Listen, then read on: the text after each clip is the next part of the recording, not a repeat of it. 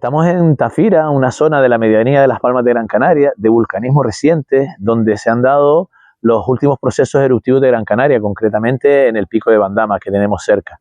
Esta es una zona históricamente de habitación de los primeros canarios, pero que también ya en el siglo XIX fue recuperada para esa propia habitación por la ciudadanía británica que se había instalado en la ciudad de Las Palmas de Gran Canaria y que trasladaron hasta esta zona de medianía muchas de su vivienda de recreo. Y también los centros hospitalarios, dado que aprovechaban lo que podríamos considerar uno de los mejores climas que tiene esta zona de la isla de Gran Canaria.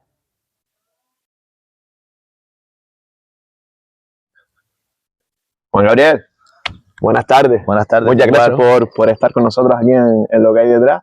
Un placer tenerte. Igualmente. Y para empezar, ¿por qué no nos cuentas un poco quién es Juan Gabriel? Para que la gente que lo ve, los oyentes y los que ven este espacio de YouTube conozcan un poco tu figura. Pues a nivel personal, Juan Gabriel es una persona llena de inquietudes que ha ido tratando de ir cumpliendo con los años, y eso pues le ha llevado a estudiar historia, a estudiar un máster de patrimonio y a dedicar la mayor parte de su vida laboral a lo que ha sido la cultura en las Islas Canarias. Mira, ¿y dónde nace esa pasión tuya por la historia y sobre todo por la historia de Canarias? ¿Cuándo y dónde nace? Mira, es una historia muy curiosa. Yo soy el sexto de 9 hermanos. Vaya. Y una de mis hermanas mayores, por la noche, cuando yo era un niño, un 6, 7 añitos, me contaba lo que ella llamaba historias de guanches. Me describía cómo eran esos guanches, que eran personas altas, que eran muy valientes y que habían luchado por su tierra y que cuando perdían las batallas, antes de caer como esclavos, preferían tirarse por los riscos. Y eso fue entrando dentro de mí y me parecían auténticos héroes y que podíamos tener muy cercanos. Ajá. Y fue así como empecé a soñar. Te atrapó, ¿no? Sí, empecé a soñar con convertirme en un guanche. ¿Qué ocurriría si yo hubiese nacido en la época de los guanches? Qué curioso. Poco a poco la vida me fue llevando por otros derroteros laborales, pero sí es verdad que siempre tuve esa pasión por la historia de Canarias, y eso me llevó a, en el año 2010, escribir un pequeño libro sobre historia de Canarias, y en 2013 ya sí una publicación mucho más seria, que bueno, está publicada desde 2013 y curiosamente se sigue vendiendo. Te preguntaré por ella. Sí, cronología y síntesis de la conquista de Te preguntaré por ella. Mira, y como persona, ¿no? Que te dedicas a este mundo, sobre todo a la preservación y a la divulgación de la cultura y la historia canaria, ¿no crees que la sociedad, el canario de a pie, como que tiene pero por lo general un desconocimiento bastante grande de nuestras raíces, de la cultura canaria? Lo veo a diario, además. Lamentablemente lo veo a diario. Es cierto que en los últimos años este desconocimiento ha ido cambiando a mejor, pero también es verdad que es un desconocimiento, que es un conocimiento que se va adquiriendo más que nada asentado en la propia pasión por la historia. No sé si me explico. Quiero decir, muchas veces vamos buscando información sobre los primeros pobladores de Canarias, tratando de identificarnos en ellos, tratando de buscar esas raíces culturales, ancestrales, antiguas, y que además suponen una serie de valores que poco a poco se han ido perdiendo: el valor de la honestidad, el valor de la valentía, ¿verdad? El valor de la verdad, eso que vamos viendo o buscando en los primeros canarios, olvidando que también eran personas y que igual que habían honestos, habían deshonestos. Claro, de todo. Y que había de todo. Y tratamos un poquito de buscar lo mejor de cada cultura, de cada una de las Islas Canarias, lo mejor de los canarios o canarín Gran Canaria, lo mejor de los guanches de Tenerife, lo mejor de los bimbaches del Hierro, y hacer una especie de potaje. Qué bueno. Sí, y extraer lo mejor y tratar de identificarnos con ello. Entonces, sí que es verdad que en los últimos años el conocimiento sobre la cultura canaria se ha ampliado muchísimo. Se ha hecho también mucho desde las instituciones, y esto hay que decirlo, desde las instituciones públicas, se ha hecho mucho para que ese conocimiento llegue a la gente. Pero también es verdad que parece que vamos seleccionando qué es lo que más nos gusta de los guanches, qué es lo que más nos gusta de los canarios. Y a partir de ahí generar una imagen de lo que sería, muy idealizada, de lo que sería el canario. Sí, que la gente no tiene esa imagen global, sino que se queda con lo que le gusta. Con lo que más le gusta. Y creamos una imagen idealizada de los primeros canarios, de los primeros pobladores de Canarias, teniendo en cuenta que eran humanos, sociedades humanas que vivían en unas situaciones bastante hostiles en Canarias, puesto que estaban aislados completamente del resto de los continentes, que no tenían metales, que estaban en una producción lítica, o sea, en una tecnología lítica, y que en muchos casos las sociedades eran muy desiguales, muy desiguales. En Gran Canaria podemos encontrar eso, por ejemplo.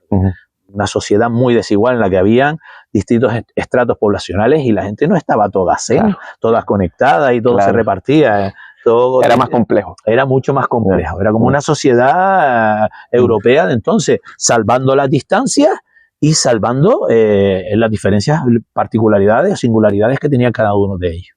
Muy bien. Juan Gabriel, una pregunta que siempre le hago a todo el mundo con los que charlo. Todos con los que he hablado hasta el momento se dedican de una manera u otra a cualquier ámbito cultural o artístico. Y la pregunta es, ¿qué es lo que más le llena de lo que ellos realizan o lo que ellos aman? ¿Qué es lo que más te llena a ti de lo que tú haces? Mira, una de las actividades que más realizamos o que más realizamos en la pequeña empresita que tenemos, el TIL, Ocio Activo y Cultura, son las actividades dedicadas a los centros escolares, a los niños. Es muy satisfactorio, y te lo digo en serio, muy, muy, muy agradable, muy satisfactorio el ver las caritas que se le van quedando a los chiquillos cuando empiezan a descubrir todas las singularidades que tienen alrededor, o cuando le empiezas a contar historias y estas le van llegando. Yo a eso lo llamo plantar semillitas. Bueno. Son niños pequeños, yo voy plantando semillitas, alguna de esas semillitas enraizará en el corazón o en la cabeza de alguno, bueno. y se seguirá repitiendo el ciclo. Entonces, para mí en general casi todas las actividades que realizamos nos resultan interesantes, nos resultan satisfactorias, pero hay algunas, y quizás por ser las más cotidianas, la que hacemos todos los días, que es trabajar con alumnado, pues esa es una de las más, quizás de las más que te llenan. De las más que me llenan. Bueno, ver las caras de los niños de ilusión, y los niños son espontáneos. Los niños reaccionan por impulso. Y el feedback va a ser sincero. Es sincero. Ya lo notas, esas caras de ilusión mirándote, y cuando terminas una actividad y vienen y te abrazan y te dicen un te quiero, es que te lo sueltan así, te quiero. O yo voy a venir aquí con mi padre. ¿Tú podrías hacer alguna actividad con mi familia? Bueno. Y cosas así. Eso, además del plano económico, porque evidentemente trabajamos porque tenemos que pagar facturas. Eso también nos lo llevamos a casa y eso se nos va quedando aquí. Qué bueno. Mira, como lector también, quería preguntarte por la obra tu obra que comentaste antes, que es Crónica y Síntesis de la Conquista de Gran Canaria. Vale, háblame un poco porque la tengo pendiente, quiero leerla, y me gustaría no que me la vendieras, pero sí que me hablaras un poco de cómo nació, cómo se desarrolló, etcétera, etcétera. Mira, pues surge de una necesidad egoísta. ¿Sí? Empezaba, como te dije, cuando me empiezo a interesar de manera ya más seria por la historia de la conquista de Canarias, me doy cuenta de una cosa. Hay una serie de crónicas y hay una serie de documentos históricos, historiografía, es decir, de tomos que se han ido escribiendo a lo largo de los siglos, sobre todo entre los siglos XV, XVI, después hay otro también en el XVIII, pero también en el XIX. Y cada uno de ellos contaba un poquito la historia a su manera. Entonces yo quería enterarme realmente de qué era lo que podía haber pasado, sin tener una máquina del tiempo. Entonces iba estudiando una por una cada una de esas crónicas, cada una de esa historiografía, cada uno de esos documentos, buscando los nexos de unión, buscando los puntos en los que las historias se encontraban, cómo la contaba uno, cómo la contaba otro. No lo que cuenta igual un soldado que está a pie del cañón, cómo se enfrentaban a los canarios, que un sacerdote que venía a evangelizar. Diferentes perspectivas. Cuando los sacerdotes, cuando ocurría algún proceso, por ejemplo, algún hecho histórico, como la famosa modorra de españoles, una enfermedad que asoló a la población indígena de Gran Canaria, normalmente el religioso achaca esa enfermedad a un castigo de Dios. Dios castigó a los canarios y les vino una enfermedad que de 3 partes de la población faltaron 2. Pero cuando realmente estudias cuál era el proceso que se estaba viviendo, la época en la que se estaba viviendo, el momento histórico en el que se estaba viviendo y un proceso bélico, además te das cuenta de que esa enfermedad no era tal castigo de Dios, sino que en algunos casos fue producida por el envenenamiento progresivo que iban haciendo las huestes extranjeras de los pozos y de los acuíferos de agua donde bebían los canarios. Esa era la causa. Vale. Entonces, claro, yo me leo una crónica de un religioso y veo una visión, veo una perspectiva, pero me leo otra y es completamente diferente. Y a partir de ahí pasé años estudiando documentación histórica y creando un propio libro para mí. O sea, sin idea de compartirlo, nada, para ti. Por eso te digo que era una necesidad egoísta. Yo me quiero enterar de lo que pasó aquí. Y empecé a redactarlo para mí, redactarlo en Word. Y cuando me di cuenta tenía un libro de 400 páginas terminado. Bueno. Y yo digo, bueno, pues, oye, pues está guapo, me lo leí todo. Digo, pues está... Y si esto lo publica, nada, lo intenté publicar con varias editoriales y al final hubo una editorial canaria que se interesó por el libro. Ajá. Y en 2013 se publicó, se presentó y cosa curiosa, estamos en 2024 y se sigue vendiendo. Qué bueno. Así que bueno, está bastante bien. El pello, qué bueno. Eso quiere decir que es bueno. Funciona. Ajá. Yo no te lo quiero vender, pero sí que es verdad que al escribirlo para mí es una buena herramienta de estudio porque yo me basaba o me apoyaba para poder entender distintos procesos de la historia de la conquista de Gran Canaria en mis propias notas. ¿Te fue útil? Me fue útil a mí, claro, y me fue útil a mí y por lo que estoy viendo ha sido útil a mucha gente que lo utiliza bastante como herramienta para entender un proceso largo en el tiempo, muy largo, proceso que en Gran Canaria duró 135 años, aunque los últimos 5 fueron de una conquista ya bélica, una especie de guerra total de la época, pero que es un proceso de conquista que se inicia a mediados del siglo XIV y termina a finales del XV, 100 y pico años de guerra continuada en Gran Canaria. Qué bueno, pues no me lo pierdo. A ver si Netflix me hace una peli igual de una serie. Comprar los derechos, si no es Netflix, mala que sea, pero que lo compre. Sí. Mira, y otra cosa, sé que has colaborado y en esos altavoces, ¿no? Que son tanto radiofónicos como audiovisuales. ¿Qué tal la experiencia ahí de divulgar? ¿Crees que hacen falta más contenido de ese tipo, sobre todo aquí en el archipiélago? No solo más contenido, sino además a unos horarios que sean compatibles con el público, con la población. Si lo ponemos a las 10:30 de la noche, bastante complicado. Y si lo ponemos a primera hora de la mañana o al mediodía, hay magazines culturales muy buenos en televisión y creados en Canarias y para público canario. Lo que pasa es que se emiten unos horarios en los que la mayoría de la población pues está desempeñando sus funciones laborales, con lo cual no tienes acceso. Sí que es verdad también que hoy en día en el plano digital esto facilita mucho porque podemos entrar en las páginas web de aquellas instituciones o de aquellas empresas que nos interesan culturalmente hablando y vemos programas y demás. Y se puede dar a la carta un poco. Un poco a la carta. Pero yo te digo, la cultura siempre es poca. Es poquísimo. Siempre es poca. Y además hay que nutrirse. Y te voy a poner un ejemplo. Perdona que me enrolle. Yo, por ejemplo, que hago actividades culturales, que desarrollo rutas guiadas, entre otras cosas, rutas interpretadas, rutas patrimoniales interpretadas, nada que ver con rutas turísticas, ni mucho menos. Por ejemplo, imagínate que yo te llevo a ti a hacer una visita, por ejemplo, por poner un ejemplo, a la catedral. Me gusta poner ese ejemplo. Vamos a la catedral. Tú vas a ver la catedral desde el punto de vista de un historiador, como soy yo. Te voy a hablar de la construcción de la catedral, de un proceso histórico. Si mañana vas a esa misma catedral con un arquitecto, vas a ver la catedral desde el punto de vista arquitectónico, cómo está construido, cómo la nervadura del techo va formando unas palmeras para darle mayor altura al edificio y que pesara menos la cúpula.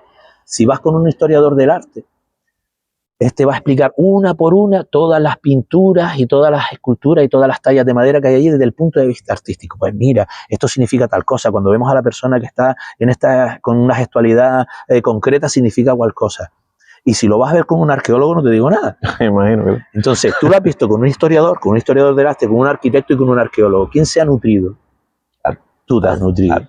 ¿Vale? Entonces, cuando la gente, yo le digo, mira, pues voy a hacer una visita a la catedral, y dice, es que yo la catedral la vi, digo, pero no la has visto conmigo. O sea, es como si no la hubiese visto. Claro. ¿Vale? Entonces, por eso te digo, la cultura siempre es poca.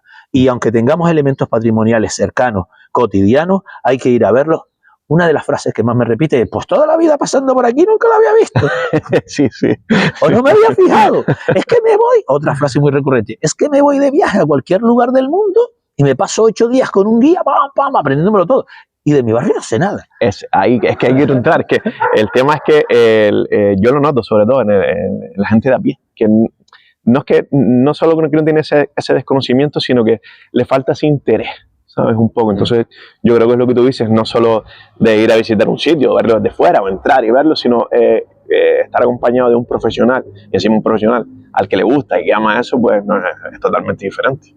Ser cercano también. Claro. Hay varios, vamos a ver, profesionales somos todos los que nos dedicamos a este ámbito, o la inmensa mayoría de los que nos dedicamos a este ámbito, pero cada uno tiene su cualidad, cada uno tiene su es la tercera vez que repito esta palabra hoy, singularidad, cada maestrillo tiene su librillo, pero sí que es verdad que cuando algo te gusta se te nota, sí, y cuando se nota se transmite, y eso atrapa a las personas.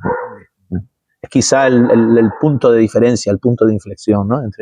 Entre lo que puede ser una visita anodina, en la que te han explicado una serie de cosas, y una visita en la que has salido con ganas de seguir investigando más sobre ese sitio, de seguir indagando más sobre ese sitio. Totalmente.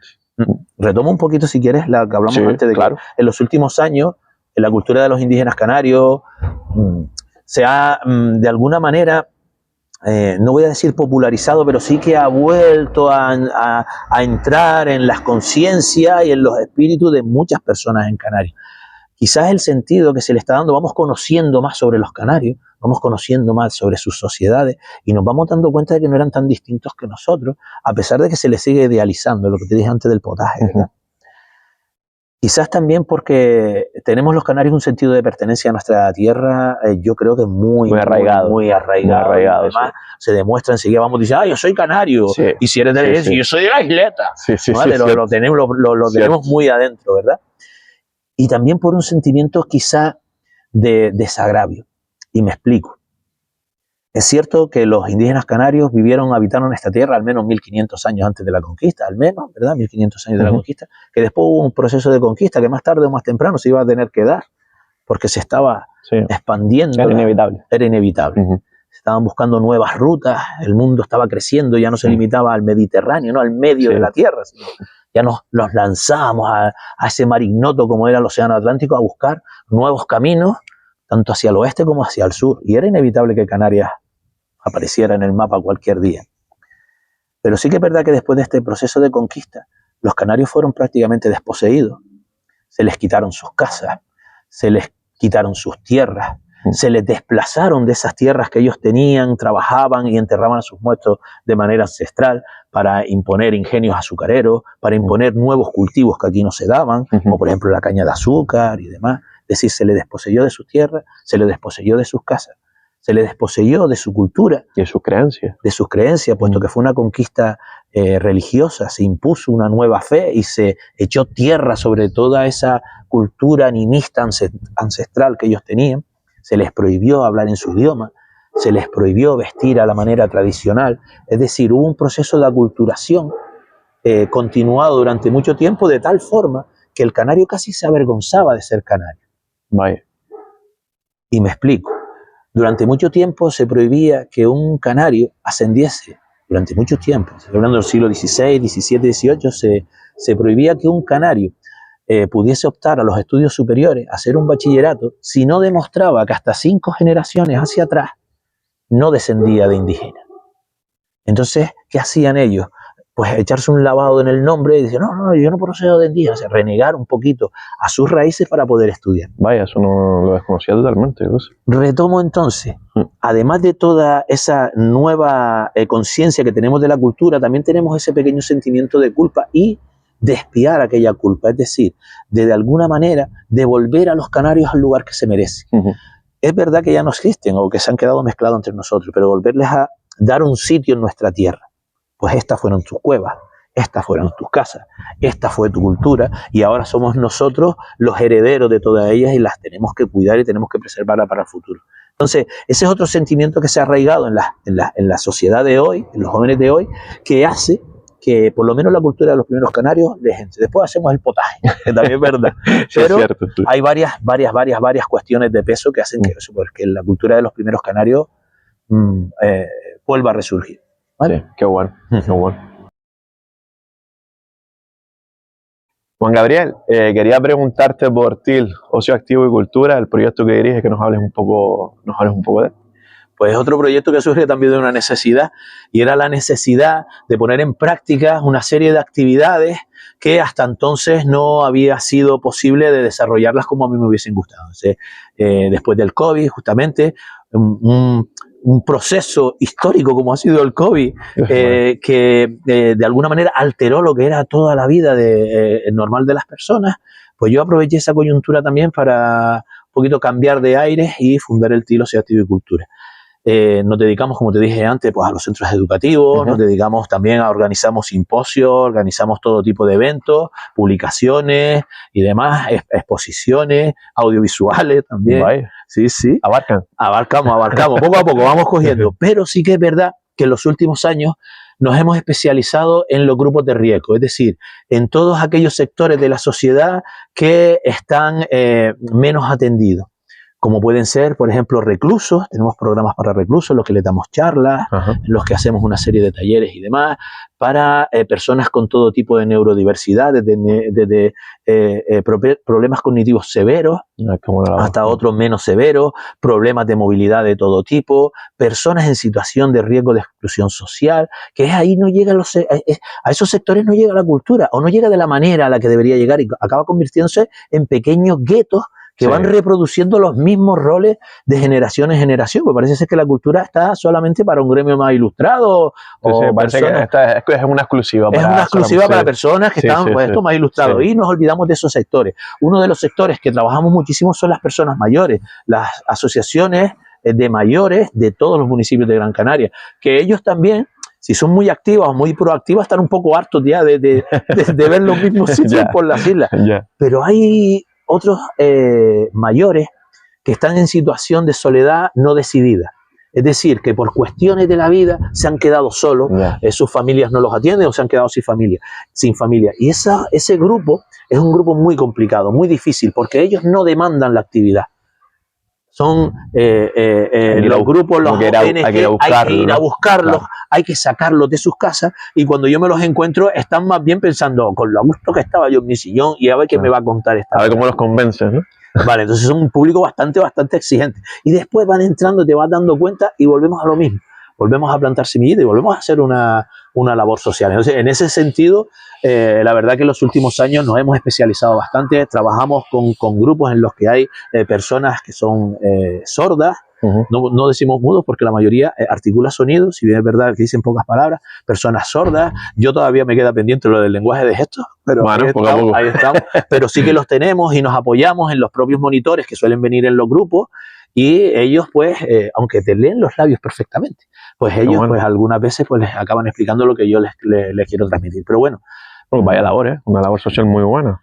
Aparte de divulgación cultural, pues una labor social maravillosa. A mí me encanta, la verdad, y es algo que lo que te digo, lo hemos ido descubriendo y nos hemos ido dando cuenta de que es un nicho. Primero, es un nicho laboral y de mercado.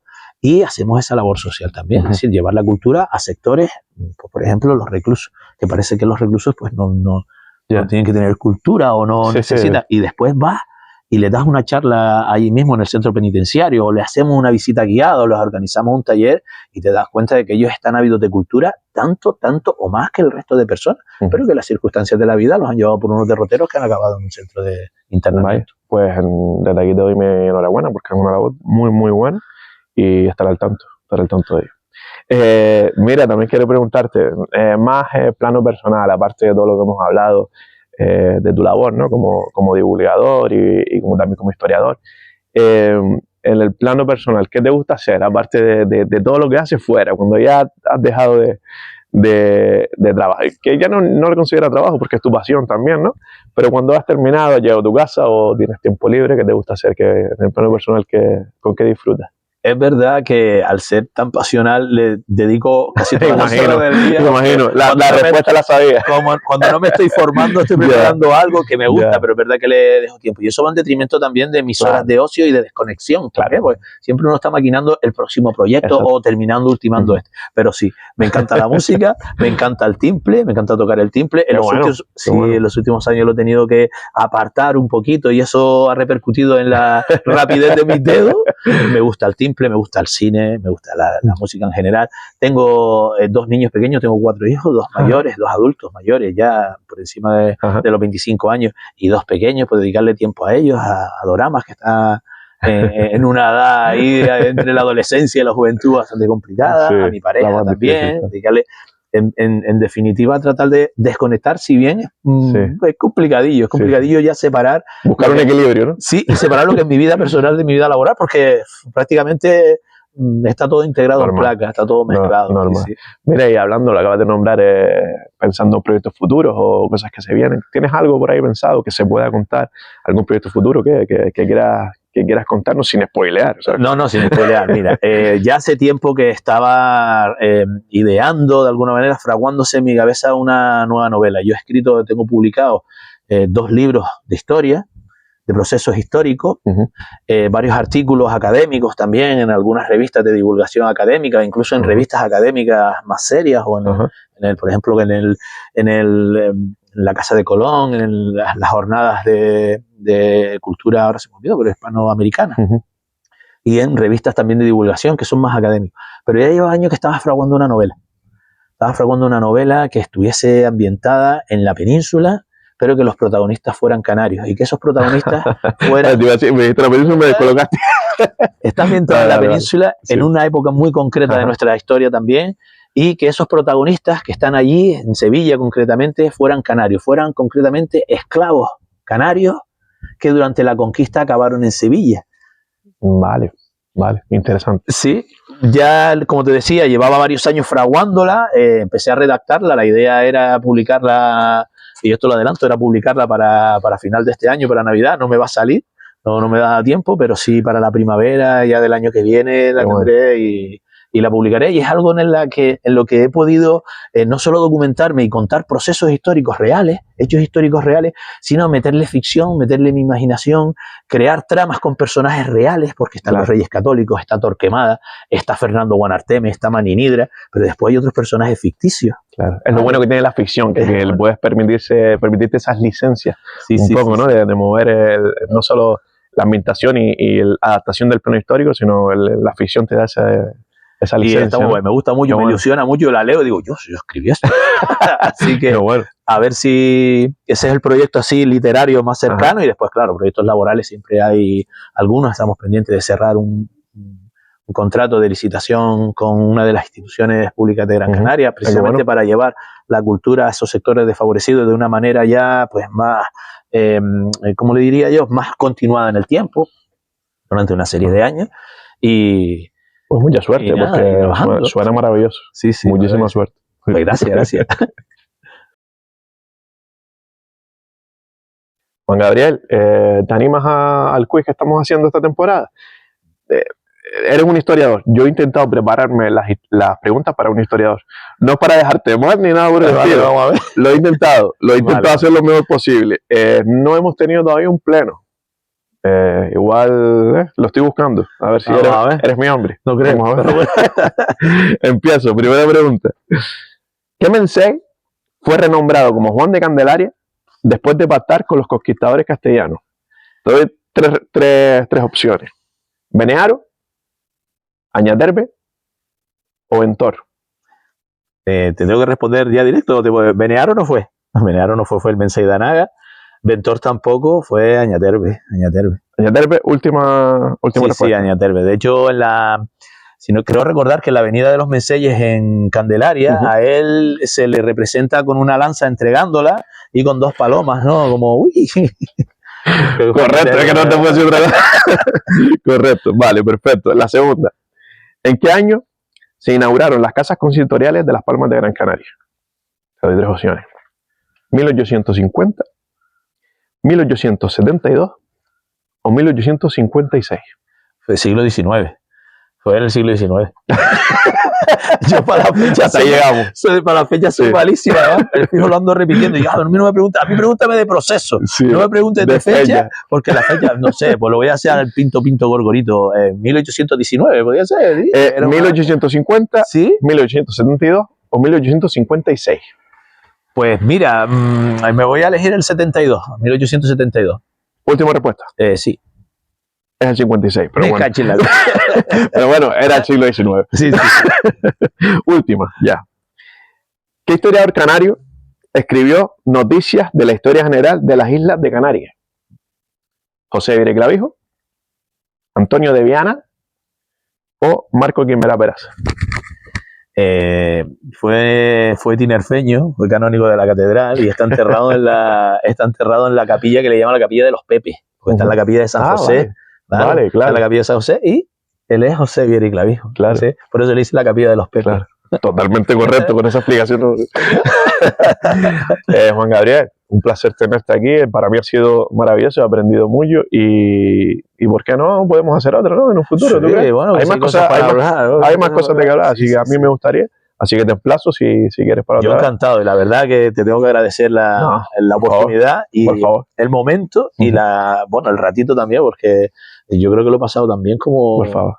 No sé si como tú, pero por lo menos... Totalmente. Muchísimas gracias. Encantado. Muchísimas gracias.